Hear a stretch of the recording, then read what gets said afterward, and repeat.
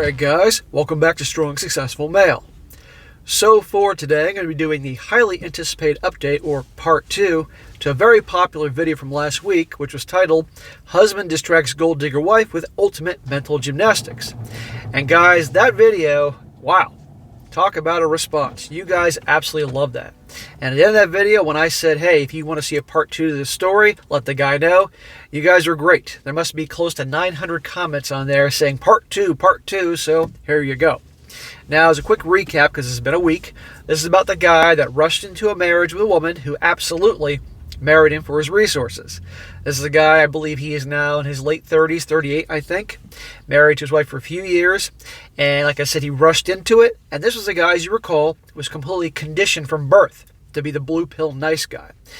Raised by a single mom, household all full of sisters, watched all the chick flicks, was like brainwashed to be the typical pleaser nice guy. And sadly, gets really screwed over by his wife. Rushed into a marriage with her in less than 1 year of knowing her, all that. And after a couple of years, she asked for an open relationship, open marriage. And because he was fearful of losing her, he reluctantly agreed. And like that, she's out hooking up with multiple dudes, I think 5 at a time, which he was telling him about. And this guy was brokenhearted. And he was really on a downward spiral. And then one day, a guardian angel, if you will, came into his life, a coworker. And he let her know what was going on because he was kind of breaking down. And she introduced him to my work. And he started immersing himself in my work, watching all my videos. He claimed he watched all my videos. That's a lot of fucking videos, but hey, okay. And really had a whole paradigm shift. And he's been on a mission to get his life in order with the help of this female he calls Ro. And he went to a divorce attorney, and he's getting things rolling to get to divorce, but it's going to take some time to get things going. And in the meantime, he's putting his wife through mental gymnastics to keep her distracted from what he has going on behind the scenes, aided by his assistant Ro to help him out in his mission. And pretty much he's pretending to having an open relationship with her to keep the wife distracted and to make the wife crazy. And the way this story ended last time, he was out having his first night sleepover, if you will, with this lover of his, and his wife was losing her shit. And so we're going to pick up on part 2, where what things happened next when he went back home. And let me tell you guys, if you thought his wife was an a-hole before and a nut, we are just getting started. She is batshit crazy. And for all you guys that have been burned really bad, maybe you've been in a situation similar to this, you're going to find this very entertaining, and you'll enjoy the payback. So it continues on. He says, hello, SSM. Thank you for reading my story. Hearing it out loud and narrated by you has shown me how far I've come in this journey. And it's pretty damn cool. So Ro and I watched your video together and read all of your comments. And to answer some of your questions, he says here, number 1, Ro found your channel while listening to Reddit stories. The first video she saw was about a man that made his effing girlfriend cut the lawn. She thought it was hilarious and has been watching your videos ever since. He says, although Ro thinks the guy in the video should never gotten back to mow the lawn himself, she says that's a stupid way to show your partner the consequences of their actions will be temporary. That video is my most popular video of the year. Hands down.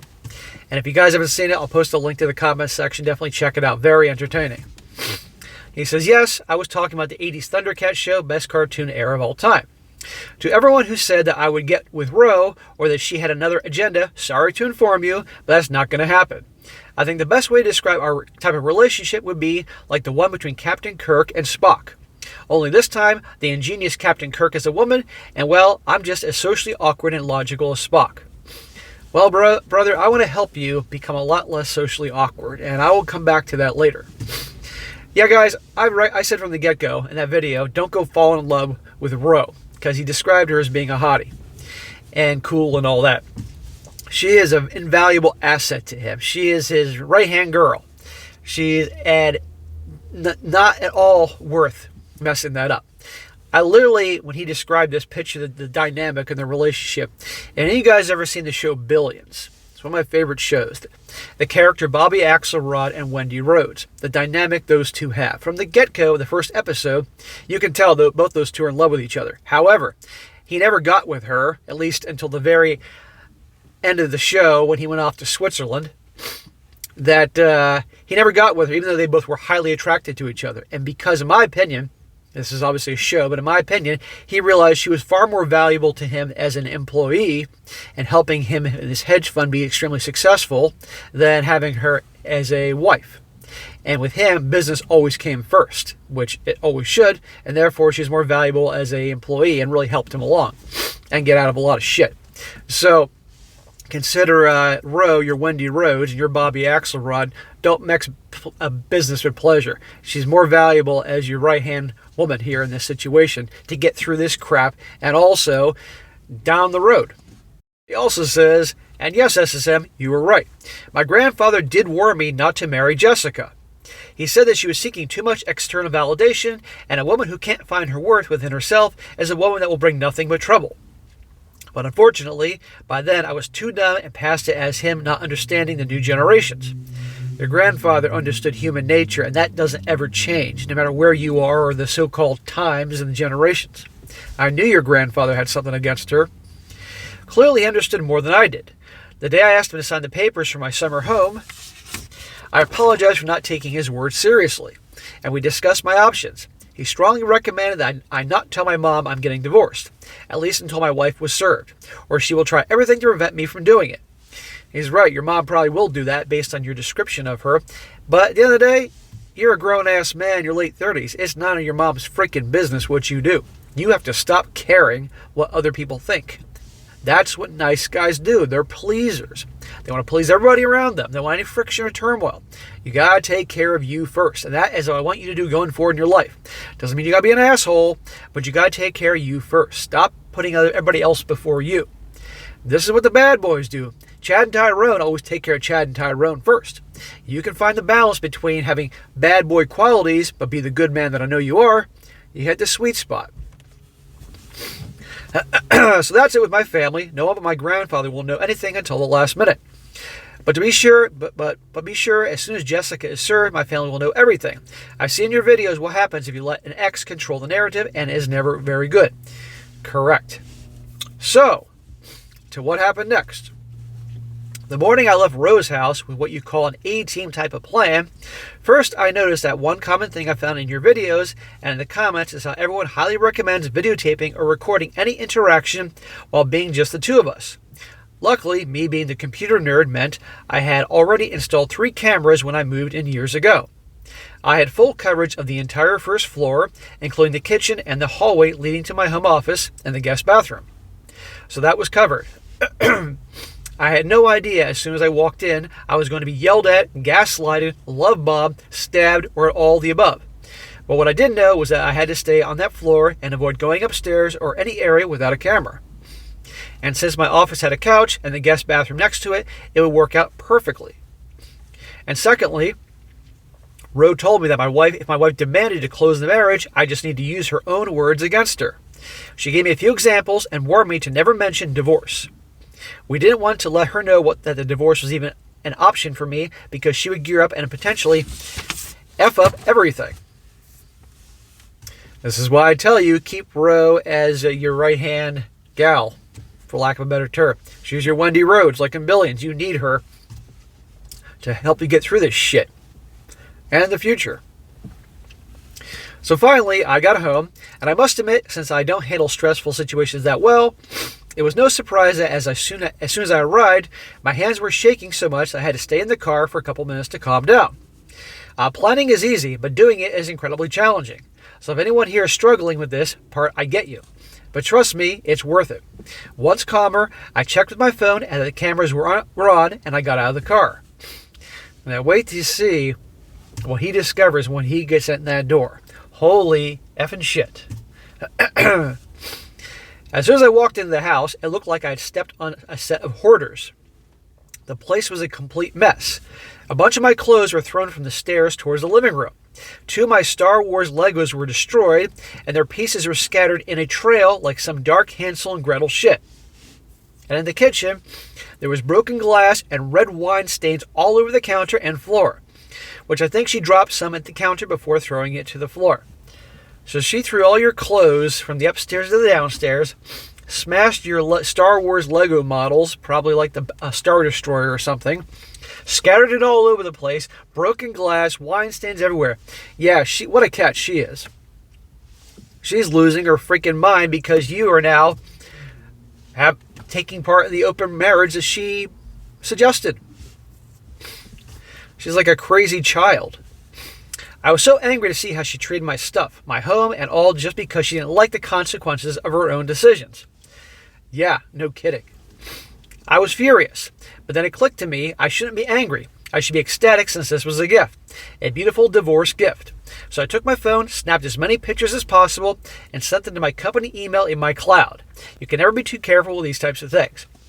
Find the silver lining, man. There you go. Proof of her crazy. Proof of you feel unsafe in your home. Then I wanted to clean the living room. Hold on here. Why are you cleaning the living room? She's the one that made the big giant freaking mess. Be like, honey, get your little ass down here and you're going to clean this shit up right now. You shouldn't lift a freaking hand, my man. It broke my soul to pick up the pieces of my Death Star. But I put them in a trash bag, picked up all my clothes, and placed both the bag and the clothes in my office. It wasn't until I was cleaning the shattered glass that Jessica came downstairs and greeted me. And he says, yes, I know she should have been the one cleaning up the mess, but old habits die hard. Yeah, dude, she should be cleaning that stuff up. She looked like shit. Her eyes were puffy and tired. Her hair was a mess, and her pajamas had wine stains. Also, her sour expression made me think she expected me to run into her room and ensure she was okay as soon as I stepped inside. Well, not anymore, honey. Exactly. To no one's surprise, as soon as she saw me, the yelling began. She told me how I was the worst man, how I couldn't follow one simple rule, how I failed her, and therefore I failed my family. How she always knew I was attracted to sluts. He says I couldn't argue the last one there since I was attracted to her, and well, she fits the type, and how I should apologize immediately. How are you the bad guy? How are you the worst man ever? How would you fail her and fail the family? After all, you're doing what she suggested. We all heard it in the last video, open relationship to make our marriage better, all that. And she was having 5 different dudes she was getting sausage from, but you're the bad guy here? She's freaking nuts. But old you would have fallen for this gaslighting BS, but not new you. Let me tell you, SSM, anger does wonders because every doubt and feeling of nervousness I could have faded away. Apologize, I snapped at her. You broke my things and still demand I apologize? I don't know if it was because I raised my voice or it was the first time in our entire relationship that I didn't bow down to her, but she immediately switched. She started to cry, shocker, say that she's so sorry to react that way, but loves me too much and thought I had an accident or something dangerous. That if I had contacted her or stayed, none of this would have ever happened.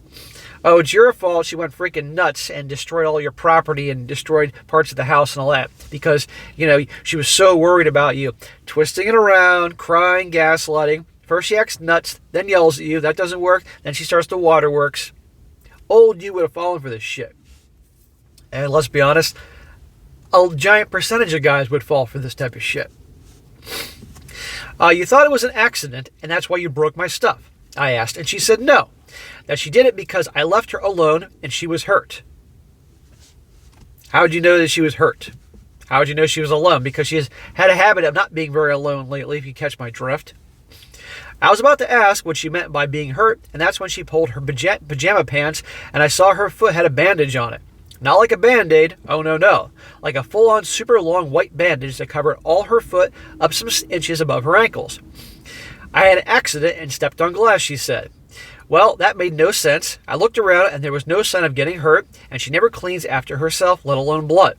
Yet Psycho Wife has had a bandage on the foot, so I would feel like I deserved to have my things destroyed. Never in my life have I felt so safe to have cameras on all over the place. If she could lie to the point of bandaging her foot to manipulate me, I knew this woman could be capable of filing our charges if things didn't go her way. Expect the unexpected. It's like Survivor. Anything can happen. She is capable of anything, this one. I said, if you got hurt, where's the blood? I guess part of me wanted to see if she would still lie when confronted. But no, she didn't even speak. She was shocked. Shocked, SSM. Imagine the level of submission I've been living in for the past years. That she was shocked I questioned her on this blatant lie. I can't even describe how this felt. I'm sure it felt amazing. I'm sure you felt great that you're getting balls for the first time in your life when it comes to women. And good for you, because this is what every guy should have. The ability to stand up for himself, to not take crap from anybody. I mean, it doesn't mean you're a jerk to people, but when somebody is disrespecting you or messing with you, you call them on their bullshit. And I'm sure it felt amazing. I'm proud of you, man. You're moving up in baby steps. She then cried again, shocker, complaining about how horrible it was that I didn't believe her. She's something. That I used to trust her, but since I spent the night with that woman, now she was a liar. She said that she wasn't comfortable with what was happening and that we should close the marriage. Every time I do these stories, guys, when things don't go the way the woman wants, she wants to close the marriage. Well, too late, sweetheart. This was your idea. You made your bed. You can lie in it with your crazy chopped up foot. Oh, no. There was no way I was closing this effing marriage when it could still take a month or more to get the divorce papers ready. That long? No way to expedite the process? I mean, I don't know how these things work because I've never been through that, but... So I carried her away from the glass and sat her on the living room couch. Like, you picked her up and carried her? I'd throw her out the door like in the Fresh Prince of Bel-Air when they throw Jazz out the door. I told her I was sorry she got scared and hurt, but we can't close the marriage. And then I repeated what Captain Kirk told me to say. Now listen to this. This is what Roe told him to say. I love you too much to close the marriage and trap you in a controlling and abusive relationship. You deserve better than that. That's pretty much what she told him to justify the open marriage in the previous story. Then I kissed her forehead and told her I would clean everything up. If she needed something, I'll be in my home office, and I went back to the kitchen. Smack! No, she could clean that shit up. Come on, dude. The following days went by without any drama or stress. My team had to finish a big project, so I spent most of my time at the office, only to come back and sleep on my couch. Luckily, in those days, when I returned home, Norman Bates was either sleeping or gone. She even stopped telling me about her hookups. I don't know if they stopped or she just wanted me to think they did. Since I kept feeling unsettled by her bandage and the level of her manipulation, and he says yes, I told my lawyer about what happened, but I don't have proof that her foot was not injured. Roe helped me get evidence on how everything started in case things worsen. After one of Jessica's rants via text, Roe took my phone and sent her one that said, and this is what he wrote, or she wrote, "Honey, I don't understand what's going on. In such and such date, when you asked me to open the marriage, you knew I was against it, but you said it would make you happy. We could talk about this. I don't want to lose us." Then Jessica texted back something about a mistake and that we should explore other options or set up better rules. Amazing. It was her idea. Roe gave me the thumbs up and told me to keep doing whatever I wanted. If she lies to my family or creates a different narrative, now I have proof that she asked me to open the marriage and that I was just doing everything possible to make her happy and save our relationship. There you go. Again, this is why you're keeping Roe on your side as your right-hand man or right-hand chick. No, do not pursue Roe. And besides, she sees you as a friend anyway, so that's going to happen. This woman is helping you fight fire with fire. And that is great. And this must be just making your wife or your soon-to-be ex-wife out of going crazy because she's probably thinking, who is this guy? This is not the guy I married. And I bet you on some strange level, she might actually have some attraction building for you because you're acting like a freaking man for the first time in your relationship. And don't let that shit go to your head, amigo. She's toast. He says, yeah, Roe is on my side. But let this be a lesson to all men. Always be careful what you text or respond to. You never know when what was sent just to get a specific response from you and will be used later, or use this in your favor. For the next 2 months and a half, I fake dated Roe. 2 months and a half? Again, what the hell's taking so long to get the paper served? This is the thing that doesn't seem right to me. But you can respond to that later. I fake dated Roe. I'm not going to say it was easy and everything went great because that would be a lie. I'm human and was raised incredibly blue-pilled. So, yes, in the first few weeks, I second-guessed myself, wanted to be with the old Jessica that I fell in love with, cried, or felt anxious knowing it would be alone again soon. Smack! Just reread your freaking story you sent to me or watch the video. That'll make you not want to be with the old Jessica. The old Jessica was a big giant act to rope you in so she could take advantage of you. anytime you think about that or whatever, watch these videos, read the emails you sent me. Good Lord, dude. Read the comments from the guys around the world. Now, I know it's going to take a while to break that programming you've had for your whole life, but no, there's no going back. And even then, that woman didn't exist. That was a fantasy. That was a big act she put on to get you. I hate to be that blunt and upset you, but I'm being honest here, bro. It was all bullshit. I'm not very good at starting things. I like knowing what to expect, but I wasn't letting myself go back to living as I was. So I kept watching R-Pill videos, going to the gym, going out with my coworkers, having moving marathons with Ro, and visiting my family, because the more I worked on myself, the more confident I felt. And I learned like that in situations like this, confidence is everything. Yes, good. Self-improvement. He's working on himself. Keep doing that. It's amazing what that does for a man's confidence, all right? You keep that up, you're going to get better and better and better. That's why I hammered into you guys about self-improvement and constantly. I increased my sleepovers with Ro.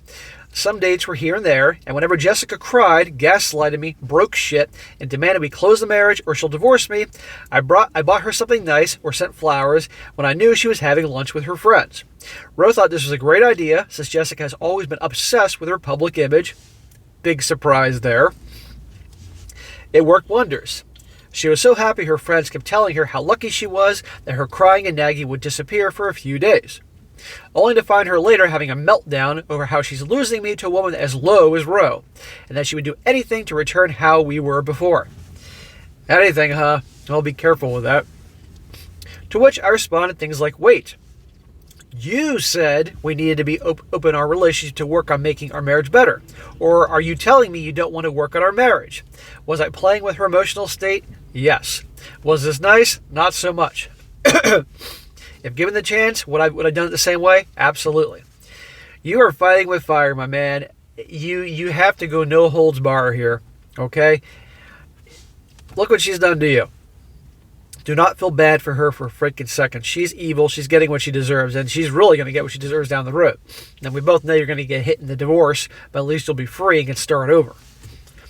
Then the day when my team presented the project arrived. It went smoothly, so the whole group decided to go out and celebrate at a fancy get-together. Wives and girlfriends and whoever you wanted were invited. And since I had no intention of bringing Jessica, I decided to throw her a spa day with her friends. That evening, I hired a spa company one of my sisters recommended. They bring a bunch of beds to your house. They make drinks, do weird Zen shit, and give you guest massages and treatments. Pretty cool, actually. The company arrived. They moved the living room furniture to the basement, placed the massage beds, and used long white fabrics to make the spa feeling, or whatever they call it. Jessica invited 5 of her friends, and they all went crazy with the drinks and some black cream on their faces. At that moment, Jessica was the happiest woman in the world. At least until Ro arrived, dressed up like a model to pick me up for the party.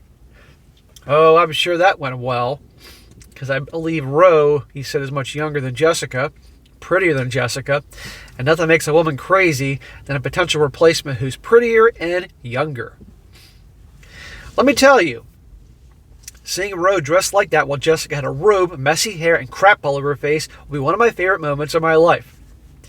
Yeah, you should have taken a picture of that. I told the girls to drink as much as they wanted and have the best time. They deserved it. Yeah, deserve what? Then I kissed Jessica and whispered, "Don't wait up." And I kept smiling, knowing that Jessica couldn't yell at me for the a-hole move that I just pulled. That was brilliant, bro. Yeah, he spent a lot of money there, but that's pretty funny. After the party, my day seemed even normal. Way too normal. To the point where I began to think that something happened at the spa party to make Jessica relax. And I was even surprised to see that she didn't snap this time. But never get too comfortable, guys. Comfort only leads to mistakes. If you think this gal, who in such a clever and evil and deceptive manner roped you in before, do not think that she's not capable of pulling some BS and some tricks out of her ass. And watch what happens next, guys. I came home early one day when she supposedly had a girls' night out, and she was home. So I checked on my phone if my cameras were recording in case Jessica had escalated things or tried to get me into some kind of trouble. But what I walked into was worse. I was received by candlelight dinner and Jessica wearing a dress that she knew I liked on her. She was sweet, charming, sexy, and utterly different from the insane way she'd been behaving for the last few months. Well, only someone insane can actually behave in that way, where they're batshit crazy one moment, the way you described, and all calm and cool and sweet. That's called being a freaking sociopath. Or something on that scale. So perfect that I would have fallen for it if I didn't know what I know now. That evening we ate, had wine, and she kept asking me about my job and kept saying crap like, "I love how intelligent you are. That's so sexy." Yeah, I'm sure the 5 Chad and Tyrones that she was getting sausage from on a regular basis earlier when the story started out, that's why she chased after them, because they were so intelligent and so sexy. Bullshit. But apparently I wasn't intelligent enough, since I couldn't think of a reason why she was acting like that. Oh, I can think of a few reasons, my man. My thoughts were on closing the marriage, more money for me to cut row for good, and that's it. I had no idea what this woman wanted. I didn't, but a few of your subscribers did. So, for those of you who said she would try to baby trap me, I applaud you. You were right. Yep, I saw that one coming a mile away. She's trying a different tactic now. Jessica began to tell me about how some of her friends are busy with their kids and their family life, and that she's been thinking about us having kids. I froze as she began rambling about how we've been having issues lately. Having issues lately? Brought on by her. And that's probably because we were married, but we're just not a family yet. Her words. That I should think about all the joy a kid would bring us. All the joy a kid would bring you? For all you parents out there watching this right now, was there a whole lot of joy in all those sleepless nights you had when your baby kept waking up in the middle of the night crying? Or the 57 diapers you changed in a typical day? Or how you were always tired and broke and all that? Was that all the joy that she's talking about here? Now, I know you all love your kids, but so many guys I've heard say, "I love my kids, but..." And they go through this long list. And a lot of them, whether they want to admit it or not, would go back in time, wouldn't have kids. Yes, we have to have kids, and you all love your kids, and got to have kids to keep the population growing and all that, but you get my point. How we would become, and then how we become a closer family, blah, blah, blah, and then proceed to talk about how I could show him the love of Star Wars and my other hobbies. Yeah, that's her main reason why she wants to have a kid.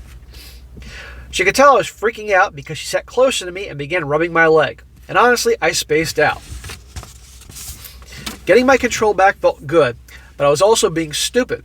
If I kept staying like that, I could make a mistake, be baby trapped for real, or have something worse than losing half my money and house happen to me, my family, or even to Ro. It was time to get out. I have no idea how she took my silence or what she thought I was thinking, but her next step to convince me and sweet-talk me to agree to have babies was kneeling under the table. Something she's never done in our entire relationship since she found it disgusting. Are you telling me, not that I'm that surprised given what you told me about her, that was the first time in your entire history that she got down on her knees and did the dirty deed? The first time. Because I guarantee you, she probably got down on her knees so many times with her open relationship lovers, I'm surprised she doesn't have bruises on her knees bleeding all the time. First time, bro? Good Lord. And even before you put the ring on her finger, that never happened either? Oh my God. Okay. Well, later on in time, when you eventually divorce her and you get your shit together and improve things, you'll be getting your share of that if that's what you want. I want to help build you up to that point. He says, so I let her. Hey, well, if she's offering. 8 days later, Jessica went to have lunch with her friends, unaware that before their meal was over, she was going to be served. Anyway, this part is getting too long. Thank you so much, SSM, for your time and advice. And to the SSM family for your help, comments, and for sharing your stories. We may be living in the worst of times, but communities like this make me feel like we're somehow getting back what we once lost. Have a great day. So guys, and I know you're all screaming at this point, that is the end of part 2. Now, like before, if you would like part 3 to hear all about when she got served and the shitstorm that it brought about, let this guy know in the comments section. Just take a few seconds, write part 3, update, anything. The more you comment, the more he'll definitely be inclined to write the thing up. Because I don't have part 3 in my possession. But I guarantee he'll write it. And last time, like I said, there's close to 900 comments. Comment away. The more you do, the more he'll get on that quicker. But bro, that was a great story. Great update. I'm glad you took the time. Now, bro, I want you to continue on focusing on your self-improvement. I want you to, like I said, keep hitting the gym, doing all those things to improve yourself, watching the videos. No more. You're going to have your old ways try to come back and sabotage the new you, like you mentioned earlier in the video. But you can't allow that to happen. So keep watching videos like mine. I'm not the only game in town. Reading good books and self-improvement, that type of thing. And also, you said you're socially awkward. Well, a lot of guys are. So I want you to practice talking to people wherever you go. Not just work. I'm talking anywhere. If you're at the grocery store or the drugstore or anywhere, wherever you go, I want you to strike up conversations with people, okay? And talk to people that you're not intimidated by, okay? It could be just old people. Whatever, fine. Just simple as, how's your day going? Nice day, nice weather out there. Something to strike up a conversation. And as time goes on, you'll get more and more comfortable. You're actually having full-on conversations. And eventually, you can start talking to women. But it'll take time. I want you to just practice your social skills. Because the more you practice, just like anything, the better you'll get.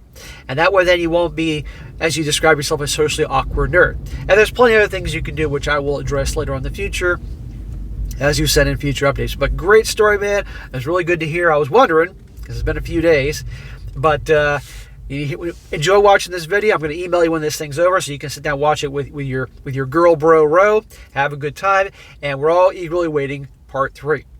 All right, guys, that's it for today. Be sure to comment down below. Let me know what you think about this. Let this guy know what you think. Again, comment away. The more you comment, the faster he'll get back with part 3, and I'll definitely do it the second it comes on in. And be sure to like the video, share with your friends, and subscribe. And I'll catch you next time.